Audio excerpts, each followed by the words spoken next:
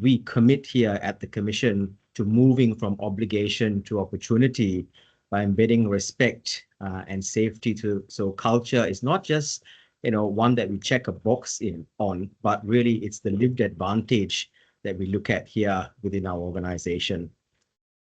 So we have our guest speaker today, George Liacos, and just a bit of an overview of George. We've sent out the bio, but for those of you who want to sort of engage further with George, there's always an opportunity to do so. So we're really excited to have George here. He's the founder of the Spark strategy, and he's has facilitated over 25 years helping people get impactful, purpose-led, aligned outcomes. So as the facilitator, he's also traveled across the world. I understand that he's come from the deepest winters in Canada, steamy Hong Kong, and even here in the red heart of Tennant Creek, which perhaps means that he perhaps can also travel here during the build-up coming up next month for those of you who want to engage with him one-on-one. So Spark is really a $1 million company. It's a certified B Corp that really is there to help sort of people in terms of sustainable business models. So with that, I will now hand over to you, George. Terrific. Thanks, Jez. Can everyone hear me all right? Perfect. Thanks, Nancy, for the thumbs up. That interaction really helps. For those of you who are inclined, feel free to have your cameras on because it gives me some smiling faces to talk to as we go through this little time together. But just, if we keep our mics off. I'm about to start sharing a screen, but before I do, I just wanted to also acknowledge that I'm coming to you from Boonwurrung lands here in Melbourne today.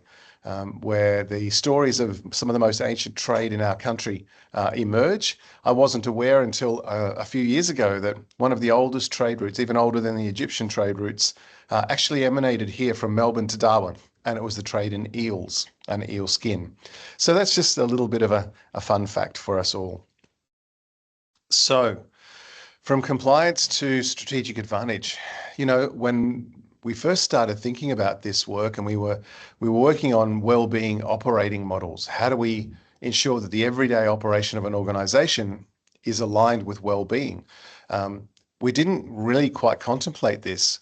We didn't contemplate the pace with which this would go. And I think there's a real sense in the clients that we're working with that positive duty needs to very much be about a mindset, much more than about a compliance activity. Because we all know that compliance is hard to stick. Mindsets are permanent. So let's dive into that a little bit. I'm going to leave quite a lot of time for questions at the end. So feel free to store those up. If there's something burning that you really think you need to ask right on that moment, feel free to put your hand up in the at the top bar there. I think it's the third icon on the left, and it says raise. If you want to ask a question, either pop it there or type it into the chat and we'll try and pick it up at the end. All right, I'm going to try now and do a technical feat of defiance and gravity. Can everyone see my screen? Great, you've got a presentation there, which is a first win, isn't it? That's fantastic. All right, so I want to start with a basic premise that I think everyone should be able to relate to. Positive duty is the legal push to address behaviours before. I'm just on a webinar. Okay. Oh, somebody's got their mic off. So it's very much about moving from an old reactive mindset, fixing after the harm is done, to a new preventative approach, which we see across our worlds. Compliance is often meant to be this way, but it ends up being more about, well, let's do the bare minimum and let's just tick the box and let's move forward with as little noise and as little fuss as possible.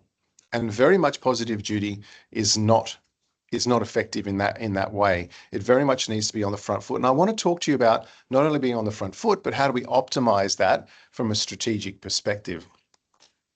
So today we're going to talk about, again, what impact are we going to have on culture, but we're also going to talk about how do you unlock it as a superpower. And whilst this is not necessarily meant to be incredibly lighthearted. The idea of positive duty as a superpower really plays strongly because of its deep connections into culture and how we use culture to impact our strategy execution. Now, as a little bit of a fun fact, does anyone know what these three brands have in common about their values, their written and stated values? And I'm happy for anyone just to call out if they know what the commonality is. I'll give you a hint. One of their values is a value that I see written on a poster on just about, I don't know, 2 out of 3 companies' walls, which, by the way, is a useless place for values. And I see it there usually as the first or second value. Starts with I. Catherine, thanks for guessing respect. Yes, Natalie, absolutely. Integrity. And I often find that humorous. Enron, of all companies, has integrity as its number one value. And so I think it's a really good example when you think about Enron of a disconnect between a stated value and an actuated or lived value, or what we call behaviours. And I want to talk a little bit about that because that's the domain we're going to talk about in terms of how do you turn positive duty into a strategic superpower. So there's a chain that some of you may or may not be aware of, and that is that this chain that's written here in the first 3 circles from left to right, values drive beliefs, beliefs drive behaviours, is a proven researched psychological link. Our values tell us what we believe, and our belief guides our everyday behaviour. So if we have a value of respect, every person deserves dignity, etc., then we would probably believe that when we treat people with respect, they're more likely to trust us and we're more likely to trust them. And that behaviour would then manifest in constantly or consistently involving people, let's say it's a service provider, in decision making because we respect them, listening without judgment because we respect them and their lived experience, even when their choices differ from our own. And the really nice thing about this little chain is it can go backwards. So if I see a behavior, I can then infer, what does that person believe? What does that team believe? And then I can infer, what's the real value that they hold sitting in them? And I just want to start this, and you may think we're coming from quite a wide angle, but we're going to get into the positive duty link in a second. But I just want you to take away the first thing I want you to take away. I think we can't change an individual's values at work. And I think it's almost immoral for us to try. People come with their values, and our job is to state what values do we need as an organization to achieve our purpose, and then find people whose values coincide with ours. So let me just reiterate that. We can't change people's values. They're innate to them as humans. As an organization, we can say what values, beliefs, and behaviors do we need to execute our strategy, and let's find people who align with those. And one of the biggest heartbreaks comes from organizations where somebody's been there 15, 20, 25 years, and the values and beliefs and behaviors that are needed to execute the current strategy are very different from what they were 20 years ago. And so we end up with people having this mismatch between their values and the organization they hold dear. And we'll talk about what we do with that in a little while. So let's move along just a little bit. I want to talk about this little link here, values that enable and detract from positive duty. So if we value empathy and listening, then our belief is going to be what's written there. And then we will see behaviors such as listening actively. And I think this is really important. And this is only a sample. We've got a few more to come through on this. If our values, for example, however, if we value practical problem solving as a juxtaposition, we handle issues as they come up, because that's practical, and in the quickest and easiest way to solve them. It's not bad, it's just practical. And we tend to wait until a complaint is made because that's the most efficient way to deal with it. Right? So that doesn't mean you're a bad human. It just means that your approach is very much reactive or set in what's the least cost, the quickest way, the least disruption in solving a problem. And I just want to say that that's probably not going to be very helpful in the case of positive duty. So let's have a look at a few more behaviours and values. We've talked about, the previous slide, I talked about empathy and listening and accountability and learning, but also what about inclusive leadership?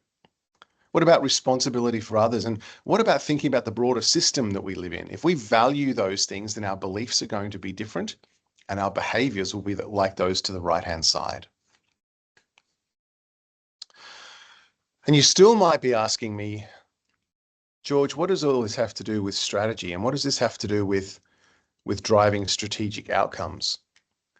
One of the things, let me come back a step. We probably work with about 100 organizations a year on their strategy, whether it's strategic planning or whether we dive down into their impact measurement models or efficient operating models. But when we talk about strategy, one of the things that people miss often is they do their strategic planning and then at the bottom of the page, they slam in their values 5 or 6 circles down the bottom. And I'm sure many of you could relate to that. What they miss is that when you look at the strategy and its various pillars or areas of focus, whatever yours looks like, you have to ask yourself, do we have the behaviours in-house that we need to bring this strategy alive? If you've got a strategy, let's say you're a not-for-profit and you want to start generating some non-government funding, non-grant funding, you have to be entrepreneurial. Great. Well, do we have not only the people, but do we have the behaviours in-house that will help us to be entrepreneurial? If you're very much deciding that your organisation needs to shift to becoming much more beneficiary or customer focused, do you have people who display those behaviours in-house inherently, and how do you share them? And this mix match between our strategy and how the behaviours will execute it is one of the biggest gaps in executing a good strategy. And it comes down to values, beliefs, and behaviours. And I just want to expand on that just a little bit. So this very busy slide is meant to be a communication. I'm happy for Jez to share this with you afterward. How do we link positive duty to strategy? What's the benefit of taking this new mindset? It's not really new, is it? But what's the benefit? Strategy is only as good as its best execution, and execution needs great culture. As the old book said, culture eats strategy for breakfast. As a strategist who executes strategy, I agree. Culture is the game. So let's talk about the different advantages that we can get from taking a positive view. If we take a positive view to positive duty, the first benefit is we will increase the trust and engagement of people like, let's say we're a housing provider, tenants or staff or partners, because they'll feel heard and respected. They'll be confident that issues are addressed fairly. This will lead to higher staff satisfaction, stronger retention, better collaboration. All of those are strategic outcomes. Great positive duty will also help us to become more operationally agile and will help us manage our risks. Because staff feel trusted, because they feel safe, they will then start to proactively identify risks and issues and bring them and surface them without fear of being somehow ignored or put down. They'll also work in much more collaborative ways. And again, you'll see through this slide, tenants, housing. Was going to use an example of a housing provider. So when you see that, that's what's going through my head. The third one is the obvious one, which is performance and productivity. I've got some data coming up on the uplift in performance and data and productivity from taking this approach. So environments free from harassment and discrimination factually demonstrate higher discretionary effort. They also improve productivity because there's less cognitive load going into worry and noise and politics and conflict. And I think you would know that just yourself. Just intuitively think about the workplaces where there's been negative behaviours. and how much time people spend talking around the water cooler or worrying or taking sick days or just showing up but not really engaged versus those workplaces where those things don't happen. So the third benefit, strategic benefit from positive duty and a positivist mindset is around performance and productivity. And the fourth one is around a continuous organizational learning. In a positive duty mindset, we are trying to anticipate fear, disconnection, lack of clarity. We're trying to anticipate those things. And as an organization, we learn from the incidents, we learn from our feedback, we systematically capture what didn't we get right and how do we then not fall into that same instance in the future. In a reactive mindset, we don't do those things. We just wait for case-by-case complaints or issues to emerge, and then we deal with them. This forward view of getting on the front foot to learn from our lessons and change our systems accordingly permeates through the organization. And positive duty can be that thruster, that beachhead, whatever analogy you want to use to get us moving in this way. So from a facts perspective, how do you like some of this data? I link positive duty into psychosocial safety, right? They're not 100% matched, but they're very much linked. And we know that psychosocial safety in the workplace and a climate of that leads to this kind of data. So if we can improve the feeling of safety in the workplace through a positive duty approach by 10%, and that's done through survey and pulse checks, we have seen this kind of data.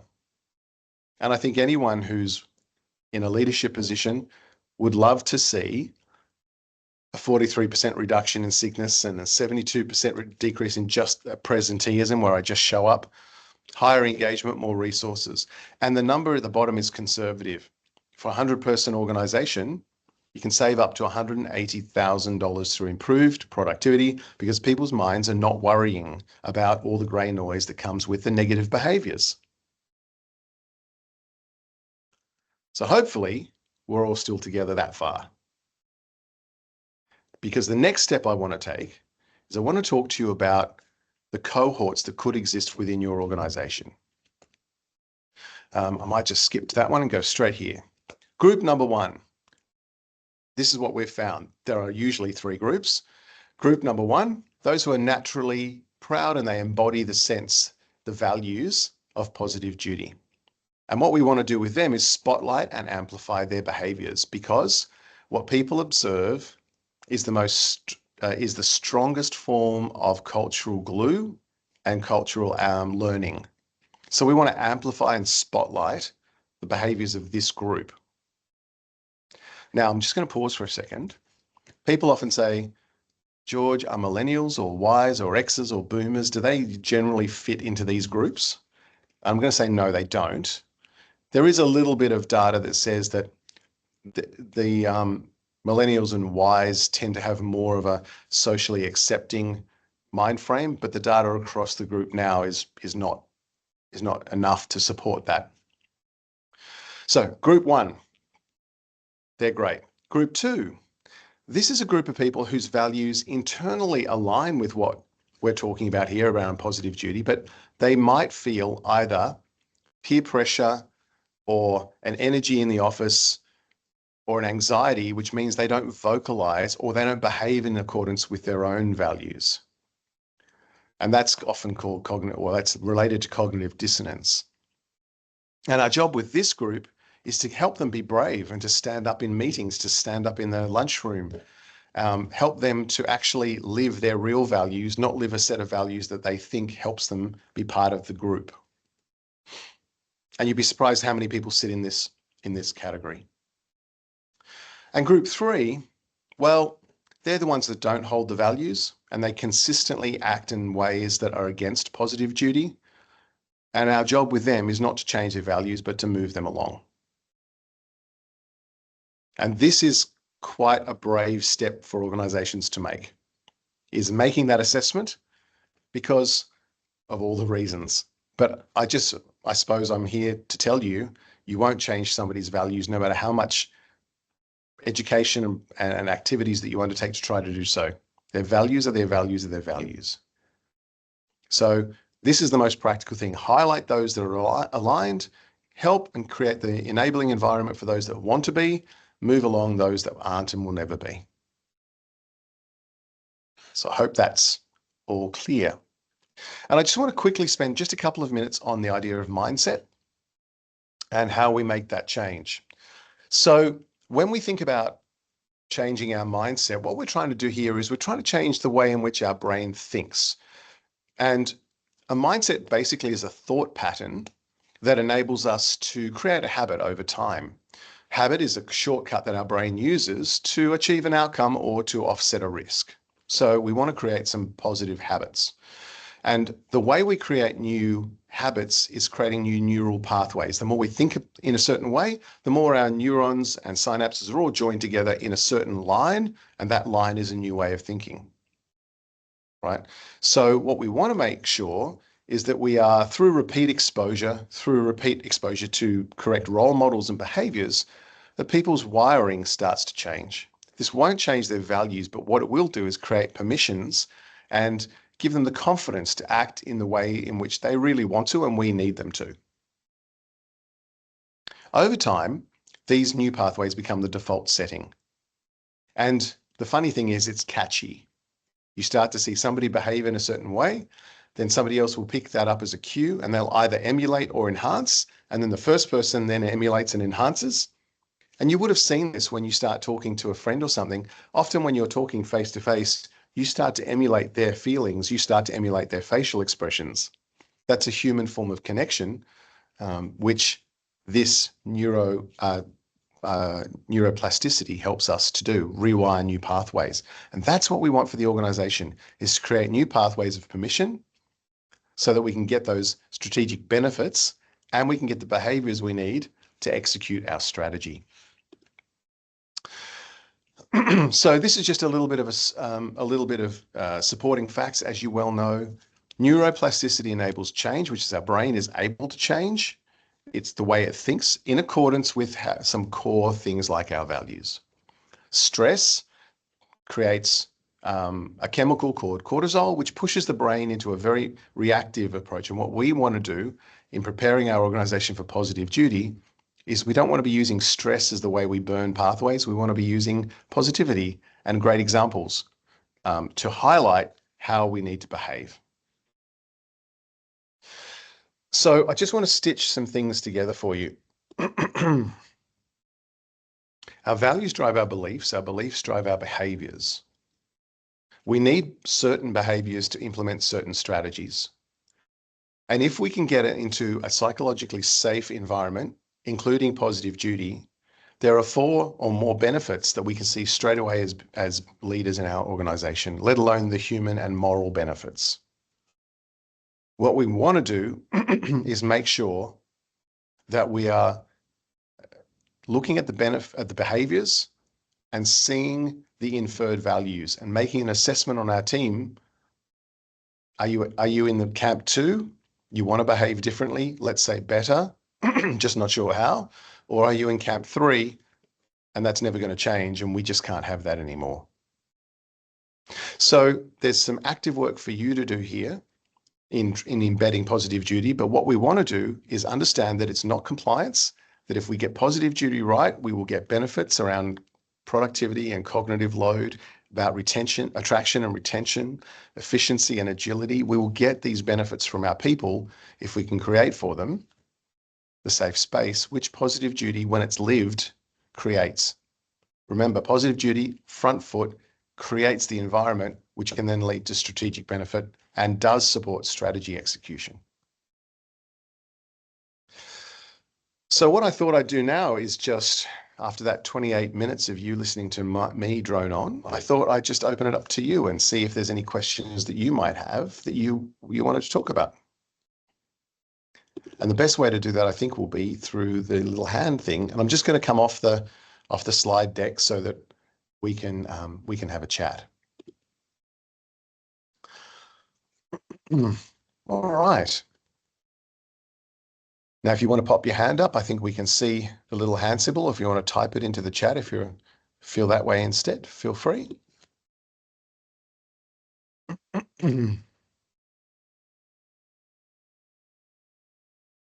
Jess. Thanks, George. I might just kick off with a question in relation to that group 3 that you talked about, the problem group.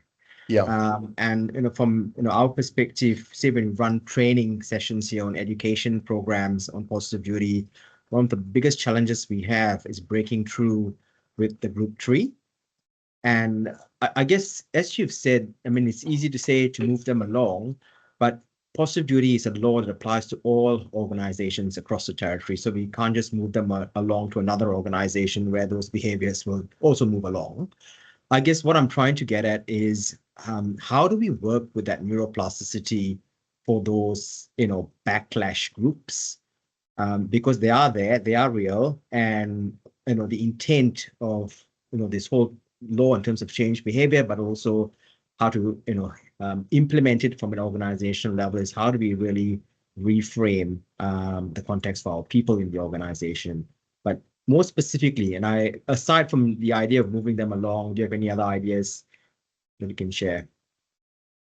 I do. And I think without me going into a long-term rant in which we all need a bottle of red wine to sit and contemplate, we live within a system. We don't just live within an economy. And our organizations, our workplaces live within that system. I don't think it's the role of an organization or a workplace to bring everything that a system should bring. And so inside our system are counsellors, inside our systems are community groups and family. And whilst I was being quite dogmatic about you can't change someone's values, if we step outside the organization, you can change their values, but it's a very long-term activity that requires support and constant reinforcement. And I just don't think that that's the role of a workplace. So I see it as the role of family, community groups, psychologists, social, service providers. I see that as their role, but not the workplace itself. So that's why I take that kind of hard line. But thanks for the question. It's a good one. And the system topic is huge. It's absolutely huge. Who else has a question? Don't be shy.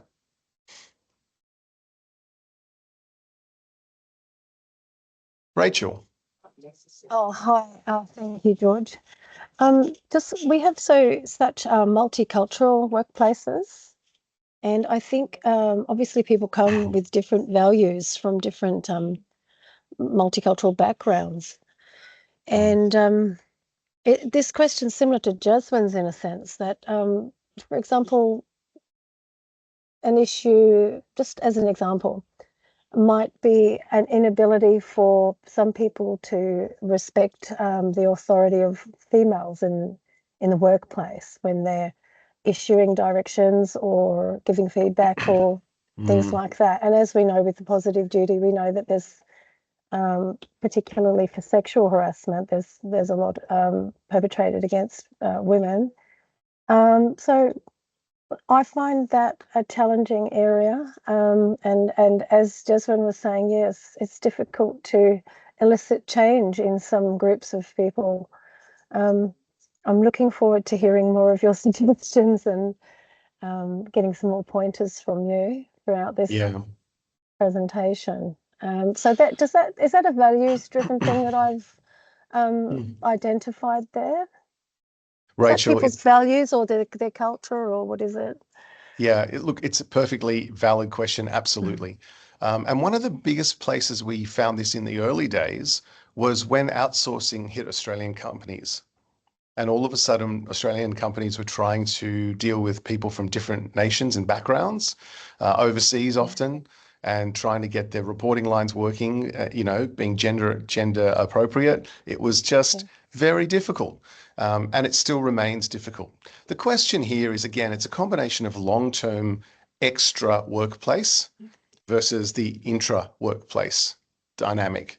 And surprisingly enough, I think the data talks about the idea that many of the people we think from a cultural lens perspective, if we really understand the cultural lens, it's often they're group 2, not group 3. Right. And so Yeah. there is flex as humans to understand, oh, I'm doing business in Japan now, I need to behave a certain way. I'm doing business in the Philippines, I need to behave a certain way. So there is that dynamism without impacting our core values. It's a matter of distilling, are you group 2 or are you group 3? That's very useful. Thank Yeah. you, George. No problems. Thanks for the question, Rachel. You're I think, welcome. Craig, you were next, and then Samara. Thanks, George. Nice to see you again from our time in Tennant Creek, the project. Indeed, I back in the day. recognise that's right. Just a quick question around our team's constantly wrestling with the balance between getting our culture right and the messaging and our communications around that and modelling behaviours, as well as knowing that structure and processes drive behaviours as well. Have you got any reflections on how to get that balance right, or is it always just a bit of a nexus you've got to work at constantly? Yeah, so what you're talking about to my ear is the nexus between the human and the system, the process organization and the human. And there's in my mind, there are 3 ways in which we create value. Value could be social value, we solve a social problem, or economic value. But all organizations are created to create value. And I think it's a matter of lining those up. So if you've got an organization, the 3 value types are we do innovative products and services, or we do customer-centric products and services, or we just do factory commodity type products or services, right? Those are the 3 types of value. If your organization is a commodity type value creator, then there's less room for individual discretion. There's more work on tolerance, failure rates. Everything's got to be within 10 millimeters, right? So you're very procedural. And I think there's very much less tolerance for us to say, this behavior will work or that behavior will work, because you want it to do A, B, C, D consistently every day, every week. If you're customer centric or innovative, there's a much bigger gap, because it's much more about the outcome we're aiming for than it is about production. And so then you've got to have a leadership style which enables ambiguity, which enables, okay, well, look, I can see that your behaviors are a little bit sort of over there, but you're getting the outcomes and it's creating a great positive environment. Okay. And so that's part of the art, I think, of leadership, is understanding what's our value creation and what kind of culture do we need for that, and what can we accommodate in aiming for that as well.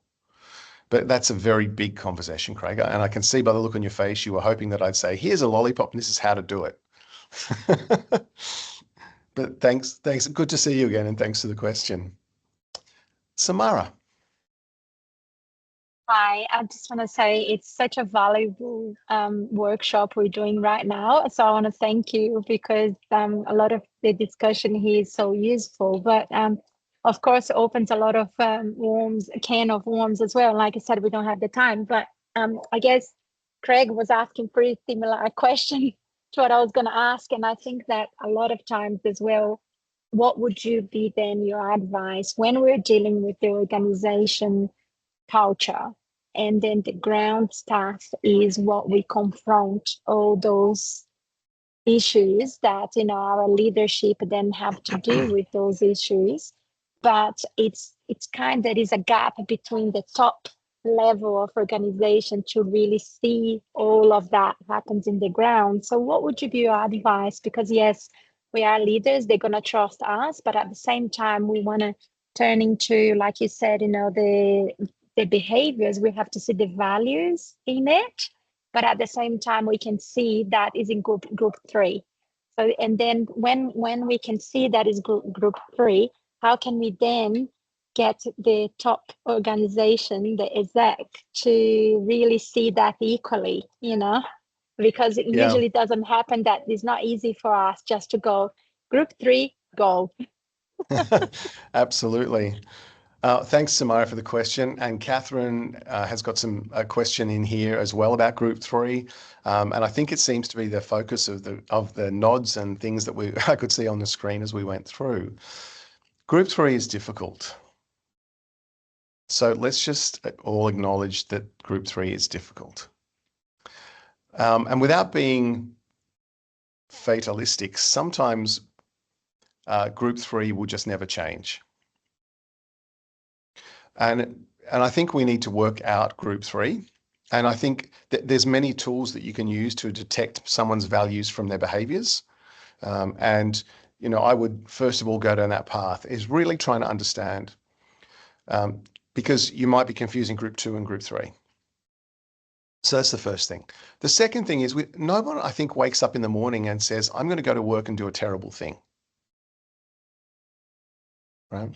And so I think we need to acknowledge circumstance and sometimes not be quick to judge that someone's in group 3, but we just need to look for trends and patterns. And then the third thing is, I think leaders need to be uncompromising in what they accept in terms of behaviour. Absolutely uncompromising. If they're in a meeting and somebody cracks a joke which is a bit boysy and ha ha ha, well, the leaders need to be on that. Every leader needs to be on that. You know, and I think it's not only this is what I'm talking about, the reactive versus the proactive of positive duty. It's not only waiting for something to happen, but constantly reinforcing the positive behaviours and demonstrating those positive behaviours in each and every meeting. And it's hard work for leaders, because their leaders are told, read this book, do this course, be an expert at all these other things. Yes. Yes.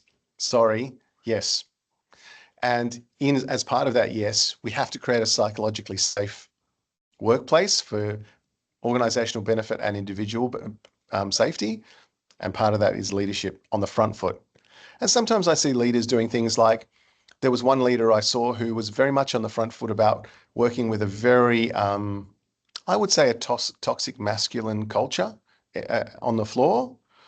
And their job, they basically saw their job as each and every day, every meeting, was, whether they were asked or not, talking about positive behaviours.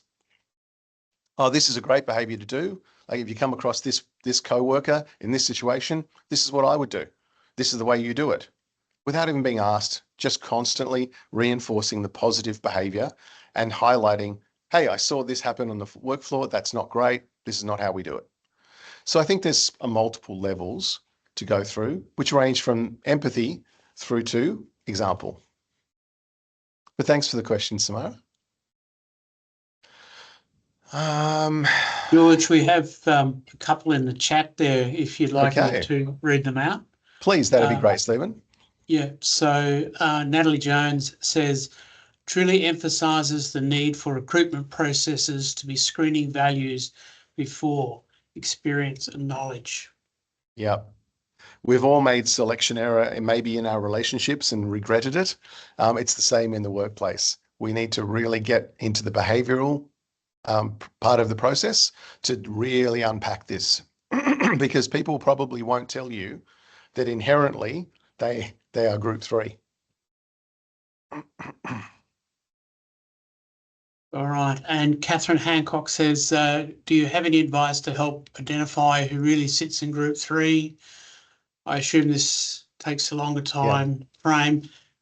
Yeah, that's what I just answered, I think. And you've just Samara answered that one, yeah. which I realised when I started reading it. And then, sorry if I forget the name wrong, Taylor Imo says, how might you support group 2 peeps with the cognitive dissonance, especially where they may have experienced moral injury in the course of their work?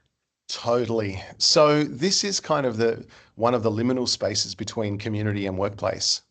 And I think there is a role to extend our EAPs. And I think there is a role for counselling and support here, as well as leadership engagement. This group 2s, you often find, don't stay with organisations as long either, because the dissonance becomes just too much. But they won't say it that way. They'll find other reasons to get upset or to not like the workplace. But this is, I think there's a lot of space here for organisations. If somebody's really, you know, performing well, and you see them being able to perform even more, should they be unshackled, then I think this is a real space for development.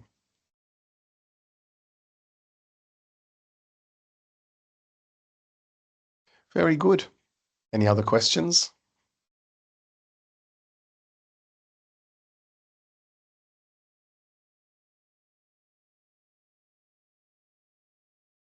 Jez.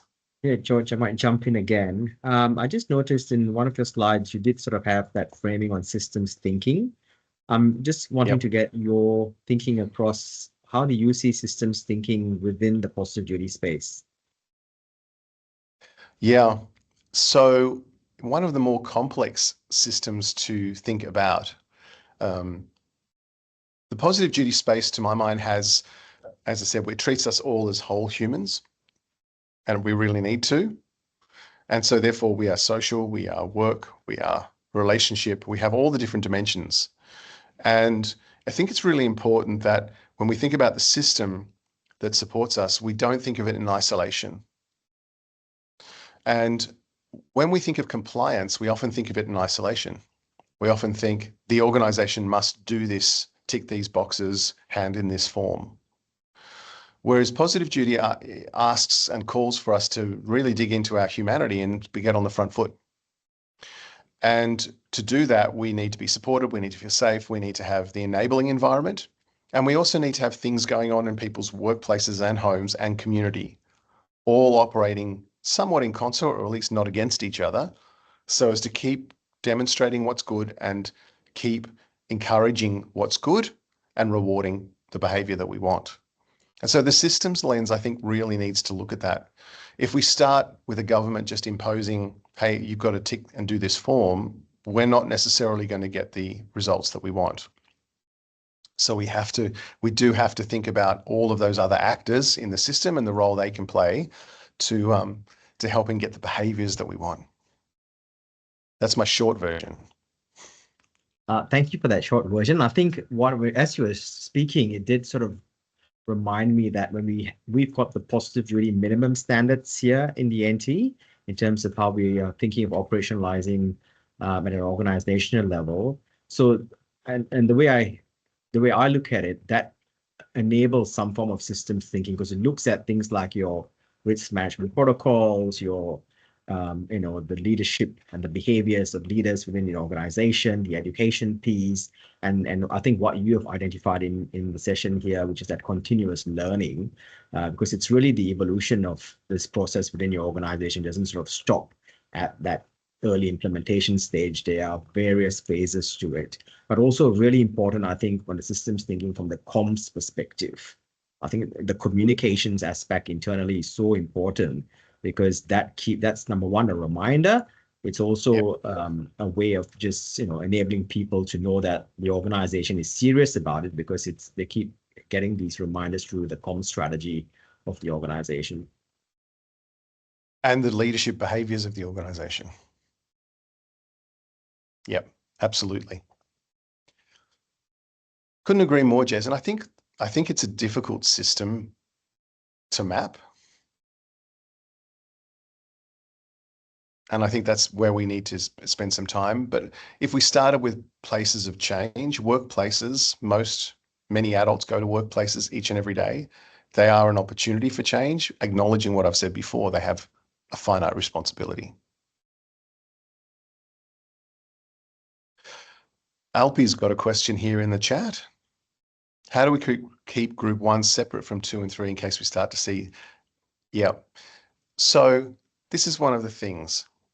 I don't think that happens. I don't think we get infected.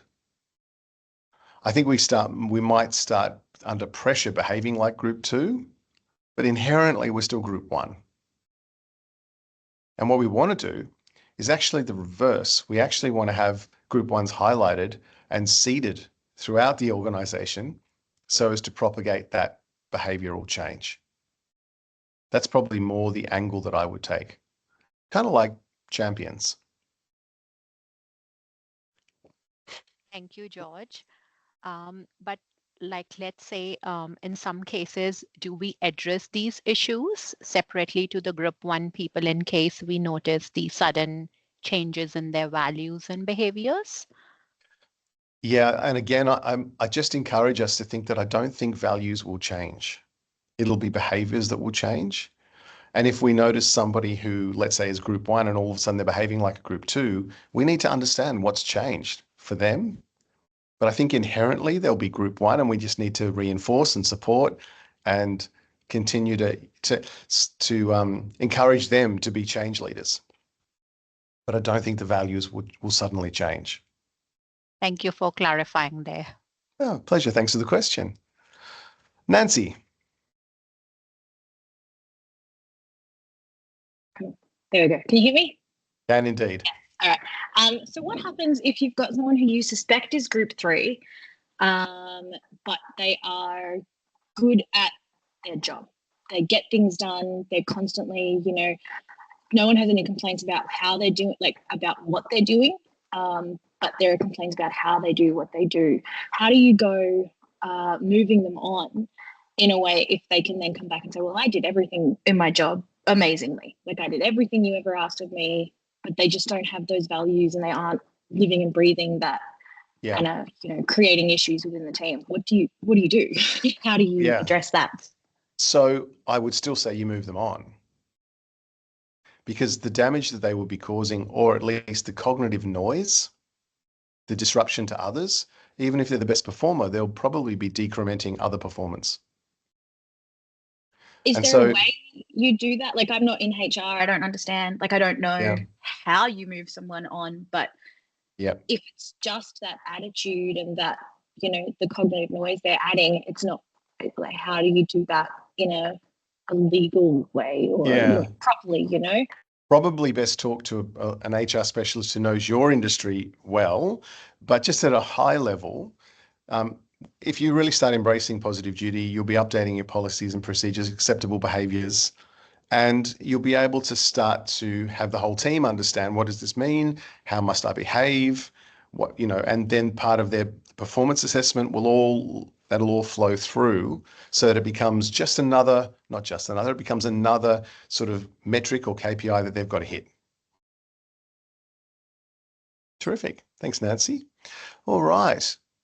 Who's next here? I think, Craig, you've got another comment. You've only got to move one or so of the group 3 on and a good message is sent. You're absolutely right.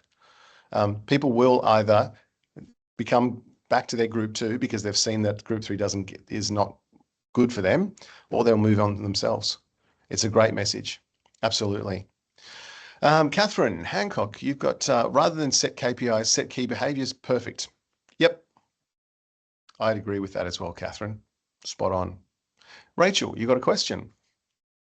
Just in relation to what Craig actually just commented, do you often find that people who are truly committed to their values, if they find the culture of their organisation is not suited to them, they often will just move on of their own accord? Or do they want to stay and keep their job and their income, like all of us paying our mortgages? Are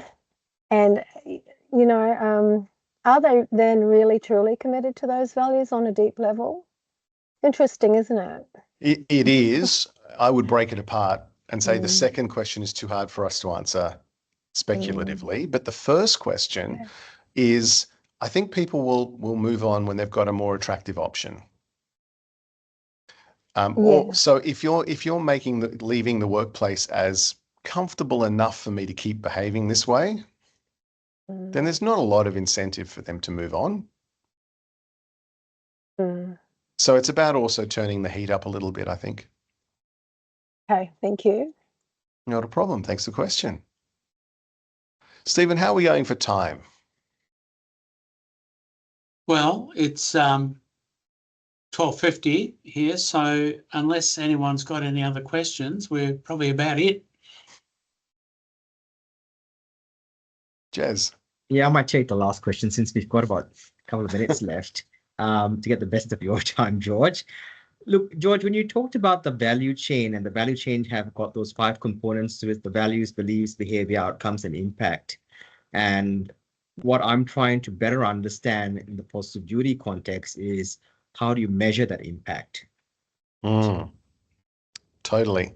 So if you could speak to that, that'd be good. Sure.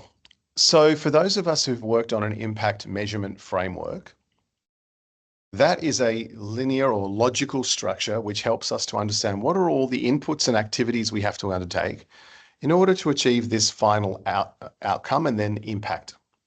It's particularly prevalent in the social sector, not-for-profits and charities, but not only. So what activities and resources do we need to put into the machine? What does the machine need to do so as to achieve the outcome or the impact that we want to achieve? Right? That's an impact measurement framework.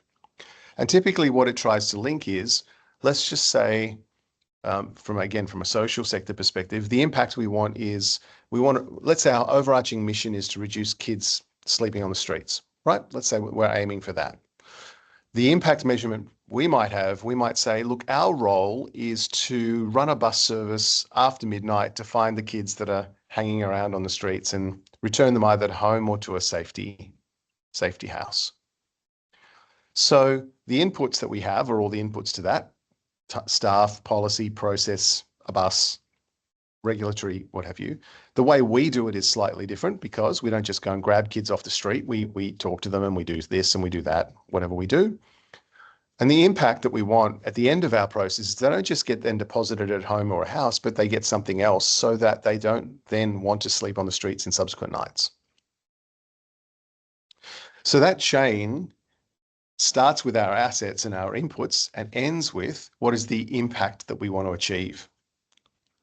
Now, part of that chain is the behaviours, and we need to have people on that bus or in the crisis centre or liaising with the family who have the behaviours that we need to create trust with the families, trust with the kids, but also acknowledge all of the care requirements that are with them as well. So if we've got somebody who values, I just want to pick them up and get them off the street and dump them at home, versus somebody who values, this kid's on the street for a reason and I really want to understand that, you'll have two very different impacts. And that's what we're trying to get right at a strategy level. Get the right values, you'll get the right behaviours. Right behaviours will execute the right strategy and impact. Thanks, George. That's really useful advice. I think that, are we ready to wrap up, or is there any other questions? Right. So we are. Look, thank you, George, for coming on board, and for all of you here, just so you know that all our thought leaders that come to these sessions come in their own time. So we're really grateful for the time that you're spending, but also just I think the sharing of knowledge of what works in your space and how we can make it work here. Now, the reason we're running these sessions is because I think positive duty, is still fairly new in the territory, but it's really important for us to have these conversations with people like yourselves, but also among each other, so we can, better improve the workplaces that we're in terms of how to find, if you want, what works best in the group 1, group 2, but also then that group 3. Just some key takeaways from this session for me is that you said that, compliance is hard to stick by, but mindset isn't. And so I think that's something for us to really focus on in terms of the mindsets that we're trying to create within our organizations for the legal push to change those behaviors through positive duty. I really like how you've talked about the value chain in the 5 areas of values, beliefs, behavior, outcomes, and impact. I think it's a good way of trying to, in a way, look at our journey at an organizational level through that value chain. Values that enable and detract from positive duty is something to look out for. I think sometimes we miss the detractions only because it's either too hard a basket to look at, or it's not something that we value as something to actually assess. So it's good to actually consider what's detracting as a point of action in that journey. I also just really like the fact that you made mention of neuroplasticity. I'm a big believer in that space from the anti-fragility perspective, because we talk a lot about resilience, but we don't talk enough about anti-fragility. And I think neuroplasticity plays a big role in that space. It allows you not just to bounce back, and it allows you not just to cope, but to bounce back, from whatever trauma or other incidents that have happened at work, but also how that enables others to learn at work in terms of how to deal with those sort of incidents. So that helps towards that proactivity that you talked about throughout the session. So thank you so much. Those are my sort of takeaways. I'm sure there are many other takeaways from everyone here. These conversations, we can keep these conversations going in our in your own way. You can feel free to engage with George for those of you who wanted to have that continued engagement. I just see that we have online Annika Oling. Annika Oling, who also runs our Positive Duty Network, which is a parallel thought leadership session that we run with all stakeholders that have, done our positive duty training for leaders. So look out for some of the other sessions there. We'll also be having another session on the 2nd of September with Impact Institute. So look out for information on that session. So once again, George, thank you so much for coming on board. Hopefully you can make it here during the build up and help some of our people here. Since big hand to you. Very good. Thank you, everybody.